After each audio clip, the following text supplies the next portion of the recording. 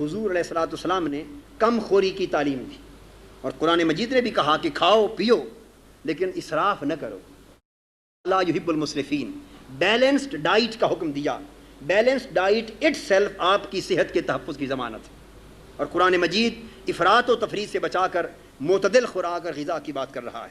اور حضور علیہ الصلوۃ والسلام نے فرمایا، بخاری اور مسلم کی متفق علیہ حدیث ہے، المسلم یاکل فی معن واحد،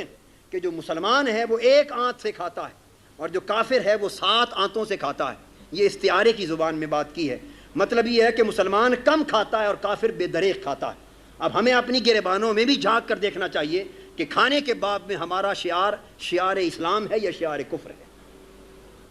اور دیلمی روایت کرتے ہیں مسند الفردوس میں، حضور علیہ الصلوۃ والسلام نے فرمایا کہ اللہ رب العزت زیادہ کھانے والے شخص اور بھوک سے بڑھ کر کھانے والے شخص کے ساتھ اللہ نفرت فرماتا۔ اور ایک حدیث میں ہے جو ابن ماجہ میں کہ حضور نے فرمایا بہت زیادہ کھانے والے شخص سے پناہ مانگو۔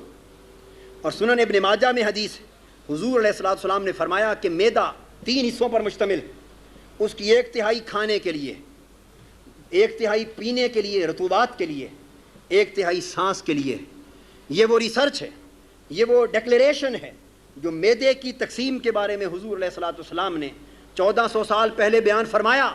آج معدے کی اندر کی امراض کی تحقیق کے لیے جو بیریم میل ٹیسٹ ایجاد ہوا ہے، بیریم میل ٹیسٹ کرنے کے لیے جب آپ دوائی ڈالتے ہیں تو آقا دو جہاں کے بیان کردہ تینوں حصص معدے کے کھل کر سامنے آ جاتے ہیں۔ اس وقت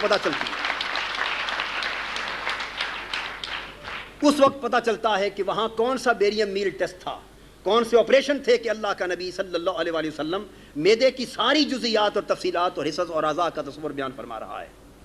اور پھر حضور علیہ الصلوۃ والسلام نے بسیار خوری سے اس لیے منع فرمایا اور کم خوری کا حکم اس لیے دیا کہ متعدد امراض کی بنیاد بسیار خوری ہے۔ یعنی آج کے کارڈیالوجسٹ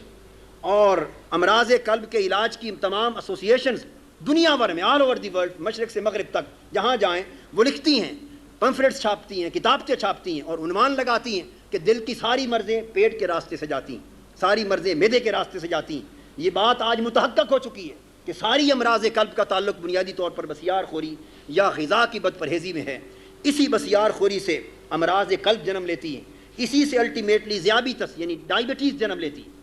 جب آدمی زیادہ کھاتا ہے تو زیادہ کھانے سے، میں عرض کر رہا ہوں کہ حضور علیہ الصلوۃ والسلام نے زیادہ کھانے کو اتنی شدت کے ساتھ کیوں مذموم قرار دیا اور اتنی سختی کے ساتھ بسیار خوری سے کیوں منع فرمایا؟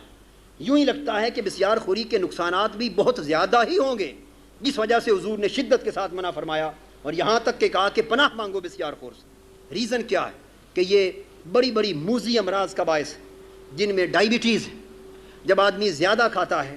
تو اس زیادہ کھانے کے نتیجے میں لبلبے کو، پینکریاس کو زیادہ کام کرنا پڑتا ہے، اور وہ زیادہ کام کر کر کے اس کے خلیے یعنی سیلز تھک جاتے ہیں۔ جب تھک جاتے ہیں وہ کام کرنا چھوڑ دیتے ہیں، جب وہ کام کرنا چھوڑ دیتے ہیں اس کے نتیجے میں انسولین کم ہو جاتی ہے، وہ ہارمون جو پینکریاس، جب انسولین کم ہو جاتی ہے تو اس کے نتیجے میں وہ اس سے جو کھانے کی شوگر جو کیلوریز میں بدلتی تھی، حرارے بنتے تھے، اس میں بدلنا ہونا بند ہو جاتی ہے اور وہ شکر خون میں جمع ہونا شروع ہو جاتی ہے، اس سے شکر کی مقدار بڑھ جاتی ہے اور اسی کو ڈائبٹیز کہتے ہیں۔ میں سوال کرتا ہوں آج اس جوان ذہن سے، آج کی جدید نسل سے اور اپنے عزیزان گرامی قدر طلباء و طالبات سے کہ اگر آپ کا اسلام کی نسبت یہ تصور پڑھنے سے یا کسی کے بتانے سے اس طرح واضح نہ تھا تو آپ ذرا صدق اور اخلاص کے ساتھ اور پوری ڈیووشن اور کنسنٹریشن کے ساتھ ذرا سمجھنے کی تو کوشش کیجئے اس وقت کون سے معالج تھے، کون سی سائنس تھی میڈیسن کی، کون سے میڈیکل کالج تھے جس نے آقائے دو جہاں کو ان سارے تصورات سے آگاہ کیا کہ آقائے دو جہاں جہاں افراد کے ظاہر کی اصلاح کے لیے ان کے احوال ظاہری پر نگاہ رکھتے ہیں، ان کے باطن کی اصلاح کے لیے اور اندر کی پوشیدہ امراض کی اصلاح کے لیے ہر شخص کے باطن و باطن کے بھی نظر رکھتے ہیں اور وہ علاج تجویز کرتے ہیں کہ ایک ہی علاج سے ظاہر بھی سنور رہا ہے، باطن بھی سنور رہا ہے، روح بھی سنور رہی ہے اور جسم بھی سنور رہا ہے۔ تو بسیار خوری سے حضور نے بئی طور منع فرمایا اور اسی بسیار خوری سے امراض قلب جنم لیتی ہیں۔ چونکہ میں عرض کر چکا ہوں تفصیل کے ساتھ کہ بسیار خوری سے پھر چربی بڑھتی ہے، کولیسٹرول لیول زیادہ ہوتا ہے، شریانوں کو تنگ ہو جاتی ہے اور اسی سے پھر امراض قلب جنم لیتی ہے، پھر اسی سے فالج ہوتا ہے۔ اگر دماغ میں وہ شریان کوئی تنگ ہو جائے تو اس کا فالج صورت پیدا ہو جاتی ہے، باقی آرٹریز میں ہو جائے تو ہارٹ ٹربلز اور ہارٹ اٹیکس ہوتے ہیں، اسی سے مخبوط اور حواسی کی مرض جنم لیتی ہے۔ اس بسیار خوری سے بول و براز کا بے قابو ہو جانا پیدا ہوتا ہے، اسی سے موٹاپا پیدا ہوتا، اسی سے بلڈ پریشر اور دیگر موذی امراض جنم لیتی.